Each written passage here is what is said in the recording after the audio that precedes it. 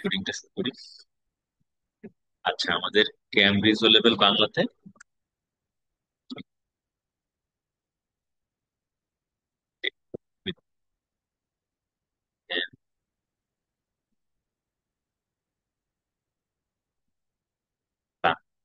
এটার সাবজেক্ট কোডটা হচ্ছে 3204। এটা একবারই হয়, মানে দুইটা সিটিং এ পরীক্ষা দেয় অনেকে, কিন্তু বাংলা মে জুনে করতে হয়। বাংলা পরীক্ষা দিয়ে মে স্যার, জুনে সেশনটা শুরু আহ, হয়। হ্যাঁ জি। কথা কেটে কেটে আসছে। আচ্ছা, এখনো কথা কেটে কেটে এখনো মানে কন্টিনিউয়াসলি আসছে। কেটে যাচ্ছে কোথাও? জি স্যার, কথা আপনার গুলো কেটে কেটে আসছে। শেয়ার স্ক্রিন দেখে নাকি কি কারণে?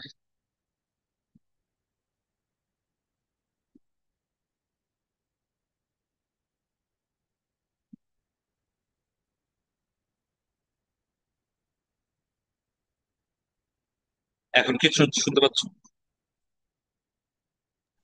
জি স্যার, এখন ঠিক আছে। আচ্ছা জি স্যার, এখন বেটার।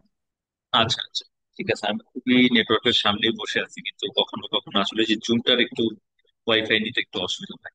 যাই হোক, ক্যামব্রিজ ওয়েব লেভেল বাংলা আমাদের সাবজেক্ট কোড হচ্ছে 3204। ঠিক আছে। তো এইটার পরীক্ষাটা হয় মে জুনে শুধু। দুইটা সেশন হয় না, দুইটা ভেরিয়েন্ট নাই, ভেরিয়েন্ট একটাই। মে জুনে পরীক্ষা দিতে হয়, অক্টোবর নভেম্বরের জন্য রাখা যাবে না। তো কেউ যদি দুই সেটিং এ পরীক্ষা দিতে চাও, যে মে জুনে কয়েকটা দিবা, অক্টোবর নভেম্বরে কয়েকটা দিবা, তাহলে সেই ক্ষেত্রে মে জুনে অবশ্যই বাংলা দিতে হবে। কেউ যদি এটা করে যে না, আমি অক্টোবর নভেম্বরে সবগুলো দিব, তারপরের ইয়ারে গিয়ে হচ্ছে আমি মে জুনে বাংলা দিব, তাহলে কিন্তু সেটা বাংলাদেশি ইউনিভার্সিটিতে অ্যাডমিশনের জন্য ঝামেলা হয়ে যাবে, কারণ তার ইয়ারটা ব্রেক হয়ে যাবে। তো এই কারণে এটা করা যাবে না। বাংলাটা যে সেশনে পরীক্ষা দিবে, যে কেউ 26 এ যে দিবে তাকে 26 এর মে জুনে বাংলা দিতে হবে। 27 এ যে পরীক্ষা দিবে তাকে 27 এর মে জুনে বাংলা। এখন পর্যন্ত বাংলা সিলেবাসটা একই রকম আছে দীর্ঘদিন যাবত। 2004 সাল থেকে শুরু হয়েছিল একটা সিলেবাস। সেই সিলেবাসটাকে প্রায় 2-3 বার এডিট করা হয়েছে, টুকটাক পরিবর্তন আনা হয়েছে। টুকটাক পরিবর্তনের পরে যেটা দাঁড়িয়েছে সেটা এখনো চলতেছে, এবং সেই লাস্ট পরিবর্তনটা ছিল 2018 সালে। তো আমরা 2018 সালের যে কোশ্চেন পেপারটা আমাদের কাছে আছে, সেই কোশ্চেন পেপার থেকে 25 পর্যন্ত যে কোশ্চেন পেপার গুলো আছে, যে প্যাটার্নে এগিয়েছে, ঠিক আমাদের 2026 এর পরীক্ষাটাও সেই প্যাটার্নেই হবে, সেইভাবে কোশ্চেনটা রেডি করা হবে। এবং এই এরপরে কোথাও চলছিল অনেকদিন যাবত, কোভিড এর সময় থেকে চলছিল যে সিলেবাস পরিবর্তন হবে। তো সেই সিলেবাসটা পরিবর্তনটা আসলে কবে হবে সেটার কোনো আপডেট এখনো দেয়নি। তবে সম্ভবত 28 পর্যন্ত একই রকম সিলেবাস থাকবে, এরপর চেঞ্জ হবে। তো তাহলে যেহেতু তোমরা 26-7 দিবা, আমাদের সিলেবাসটা এরকমই থাকতেছে। আমাদের পেপার দুইটা, পেপার ওয়ান এবং পেপার 2। তো পেপার ওয়ানে যে জিনিসগুলো থাকে সেটা হচ্ছে, পেপার 1-এ চিঠি থাকে, প্রতিবেদন থাকে, আসন, আর কথোপকথন। এই চারটা টপিক সেকশন এ তে থাকে। তোমরা জানো, আমি তাও বুঝছি, আবার জাস্ট একটু জেনে নেওয়া উচিত। তাহলে সেকশন এ তে চিঠি, প্রতিবেদন, ভাষণ এবং কথোপকথন থাকে। এই চারটা থেকে যে কোনো দুইটা আসে, একটা লিখতে হয়। তোমার এই চারটা ক্যাটাগরির প্রত্যেকটা ক্যাটাগরি ইম্পর্টেন্ট। তবে চিঠিটা সাধারণত আমরা পেয়ে থাকি প্রতি বছরই, সেই 2004 থেকে এখন পর্যন্ত প্রতিবার পরীক্ষাতে চিঠি এসেছে। তো মোটামুটি আমরা শিওর যে চিঠি আসবে। এবং দেখা যায় যে তোমরা চিঠিটা ভালো পারো, এমনও আছে অনেকে ছোটবেলা থেকেই চিঠি লিখে আসতেছো, 6, 7, 8, 9 সব ক্লাসে চিঠি লিখতেছো। তো চিঠিটা পারো। চিঠির কিছু টেকনিক আছে, সেগুলো আমি বলবো পরে। তো তাহলে চিঠি, প্রতিবেদন, ভাষণ, কথোপকথন, এই চারটার ভিতরে যে কোনো দুইটা আসবে এবং একটা লিখতে হবে। মোটামুটি 2026-এ প্রতিবেদন আসবে বলে আমি ধারণা করি। সেটা আমার পুরোপুরি গেস, যে চিঠি এবং প্রতিবেদন আসবে, ভাষণ, কথোপকথন আসবে না। তবে আমি সবগুলোই পড়াবো, সবগুলোর প্যাটার্ন আমি দেখাবো। আমি জোর দিব না, মানে ভাষণ অনেক করতে বলবো না, আমি তোমাকে 3-4টা ভাষণ তোমাকে দিব না। ভাষণ জাস্ট ফরম্যাটটা আমরা শিখে রাখবো, কিন্তু আমরা চিঠি এবং প্রতিবেদন এটা অন্তত হোমওয়ার্ক করে আমরা প্র্যাকটিস করে দেখবো আমরা কেমন লিখতে পারি। তো এটা সেকশন এ তে, এখানে নাম্বার হচ্ছে 30। এটা 30 নম্বরের একটা প্রশ্ন।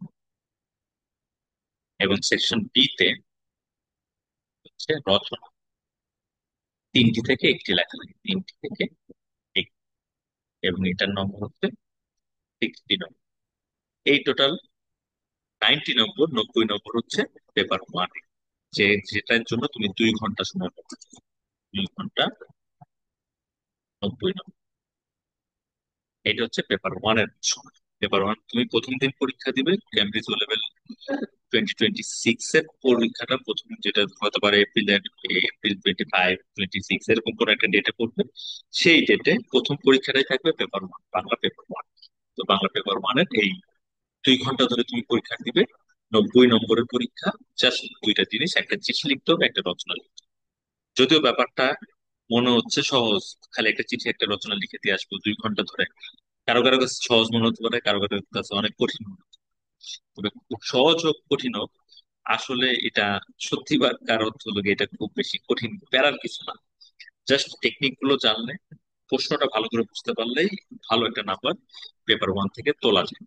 এবং এরপরে পেপার টু 2-3 দিন পরে হয়, এর মাঝখানে আবার ম্যাথ পরীক্ষা কিংবা ইংলিশ পরীক্ষা এসে পড়ে। একই দিনে দুইটা পরীক্ষা হয়, তোমরা জানো, সকালে এবং দুপুরে।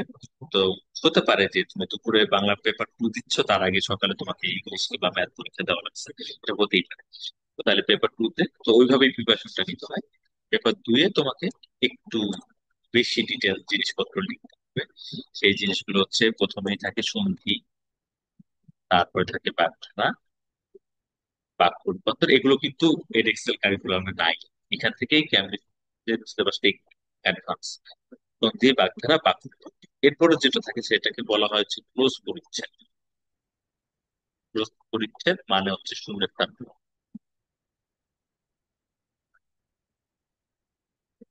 এবং তারপর তারপর নামগুলো দেখো, আমরা জানি নামগুলো, কিন্তু এখানে একটু অন্যরকম নাম।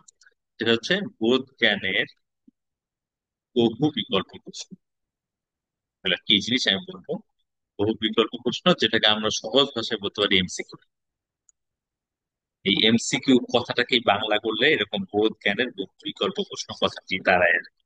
এবং এরপর থাকে হচ্ছে বোধ জ্ঞানের, এটাও বোধ জ্ঞানের মুক্ত প্রশ্ন ও শব্দার্থ। মানে জাস্ট হচ্ছে অনুচ্ছেদ পরে প্রশ্ন উত্তর, প্রশ্ন উত্তর ও শব্দার্থ। ঠিক আছে, এই কয়টা জিনিস হচ্ছে পেপার টু তে। পেপার টু তে এই কয়টা জিনিস, সন্ধি, বাগধারা, বাক্য রূপান্তর, ক্লোজ পরিচ্ছেদ, বোধ জ্ঞানের বহু বিকল্প প্রশ্ন, বোধ জ্ঞানের মুক্ত প্রশ্ন ও শব্দার্থ। এই কয়টা টপিক। এখানে হচ্ছে টোটাল নাম্বার 110। আমরা আগে 90 পরীক্ষা দিলাম, এবার 110 দিচ্ছি। মানে টোটাল 200 নম্বরের পরীক্ষা। এবং এই পেপার টু এর জন্য সময় হচ্ছে তোমার 1 ঘন্টা 30 মিনিট। বলতে পারো স্যার বেশি নাম্বার, সময় কম কেন?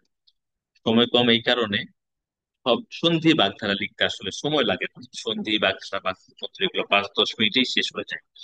এবং তারপরে প্রশ্ন উত্তর এবং এমসিকিউ, যেহেতু প্যাসেজ দেখে তুমি লিখতেছো, তো অনেক সময় লাগার কথা না। একটু কষ্ট হয়ে যায়, যেহেতু যদি প্র্যাকটিস না থাকে প্রশ্ন উত্তর লিখতে গিয়ে দেখা যায় অনেকটা সময় চলে যায়। তো কিন্তু এটা আসলে 1 ঘন্টা 30 মিনিটের মধ্যে ম্যানেজ করা যায়। তো 1 ঘন্টা 30 মিনিট পেপার টু, এবং 2 ঘন্টা হচ্ছে পেপার ওয়ান। 90 নম্বর এবং 110 নম্বর, এই টোটাল 200 নম্বরের পরীক্ষা। তো এই 200 নম্বর পরীক্ষার জন্য তোমরা যদি একটু ভালো করে দেখো, অন্যান্য যে কোনো সাবজেক্ট, আমি জানি না তোমাদের অন্যান্য সাবজেক্ট গুলো কি কি, আস্তে আস্তে জানো। অন্যান্য যে কোনো সাবজেক্ট তুমি যদি দেখো, সেই সাবজেক্টের তুলনায় এখানে সিলেবাস অনেক ছোট, অনেক কম জিনিস। অল্প কয়েকটা কন্টেন্ট নিয়ে 200 নম্বরের পরীক্ষা নিচ্ছে। সেটা তুমি মানো আর না মানো, কিন্তু আসলে সিলেবাসটা অনেক ছোট। আর তবে অসুবিধার জায়গাটা হচ্ছে কোনো বই নাই। অন্যান্য সাবজেক্টে যেহেতু একটা বই দেওয়া আছে, যে এই বায়োলজি এই বইটা পড়লে হবে, এনভায়রনমেন্টাল সায়েন্স এই বইটা পড়লে হবে, এই বইতে 10টা কিংবা 15টা চ্যাপ্টার আছে, এই চ্যাপ্টার শেষ করলে আমি জানি কোন চ্যাপ্টার থেকে কোন ধরনের কোশ্চেন কমিয়ে আনে, আর সেগুলো আমাদের স্টাডি করে জেনে ফেলতে পারি।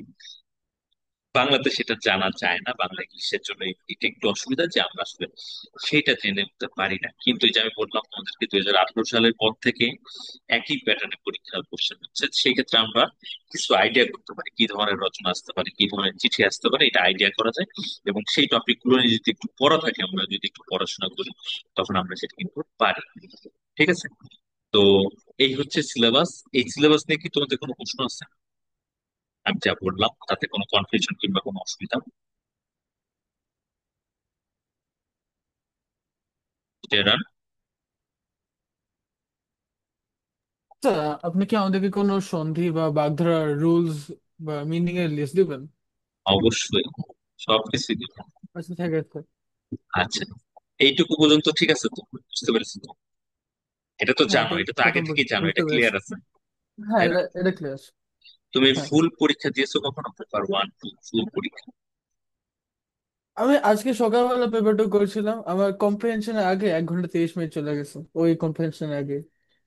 আচ্ছা ঠিক আছে, না আমি বলতেছি তুমি কি স্কুলে কখনো পরীক্ষা দিয়েছো, মানে তোমার স্কুলে কি কখনো স্কুলে। পেপার 1 2 হ্যাঁ, হ্যাঁ। আলাদা আলাদা পরীক্ষা হয়েছে? ক্লা- হ্যাঁ, ক্লাস 9 দিয়েছি। আচ্ছা ঠিক আছে, ওকে, তাহলে তুমি কোশ্চেন পেপার সম্পর্কে বেশ ভালোই জানো। আলফিকা?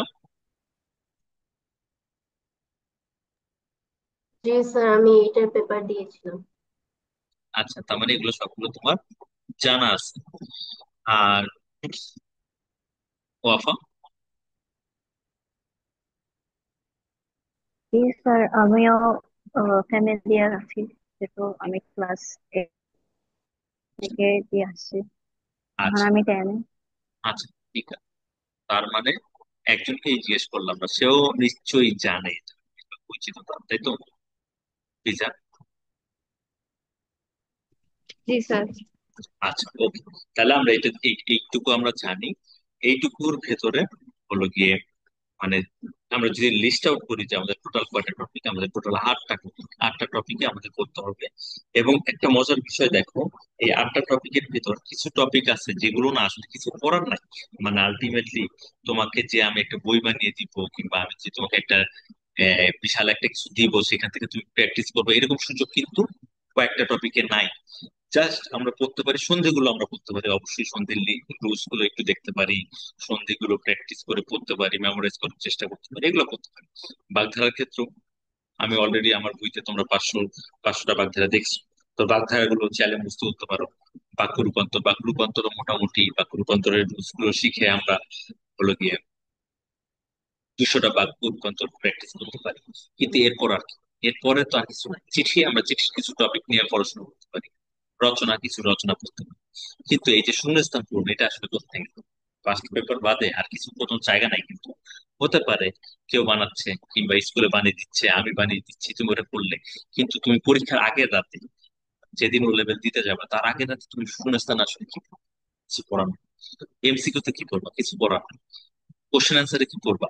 কোশ্চেন অ্যান্সার কিভাবে লিখতে হয় সেটা দেখতে পারো, কিংবা তুমি টাইমের মধ্যে লিখতে পারো না সেই প্র্যাকটিসটা করতে পারো। কিন্তু এমন কোনো টপিক নাই যে এই টপিকটা পড়ে যায় এই টপিক হয়তো বা আসবে, সেটা কিন্তু নাই। তাহলে দেখো, 8টা টপিকের ভিতরে 3 4টা টপিকই বাদ চলে যাচ্ছে প্রিপারেশন নেওয়ার ক্ষেত্রে, মানে পরীক্ষার আগে রিভাইজ করার ক্ষেত্রে। তাহলে সারা বছর ধরে আমরা আসলে কতটুকু করতে পারি? আমাদের পড়ার কন্টেন্ট কতটুকু আছে? খুব বেশি কিন্তু নাই। তো খুব বেশি নাই, তাহলে আমরা কেন পারবো? অবশ্যই আমরা পারবো।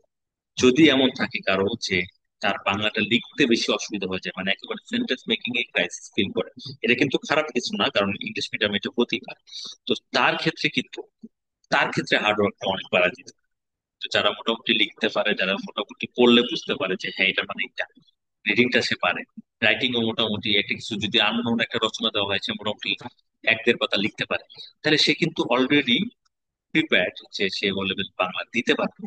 তার প্রয়োজন হবে শুধু টেকনিকটা বোঝা এবং কোশ্চেন প্যাটার্নটা বোঝা, যে কি ধরনের কোশ্চেন আছে এবং সেটা কিভাবে লিখতে হবে। তো আমাদের সেই জায়গাটায় কাজ করতে হবে। আমরা সেই জায়গাতে কাজ করবো এখন আপাতত। যেহেতু 40 মিনিট করে একটা মিটিং হয়, আপাতত আমরা একটু লিভ নিব। লিভ নেওয়ার পর আমরা আবার 9:50-তে রিজয়েন করবো, ঠিক আছে? আমি একটু রেকর্ডিংটা অফ করি।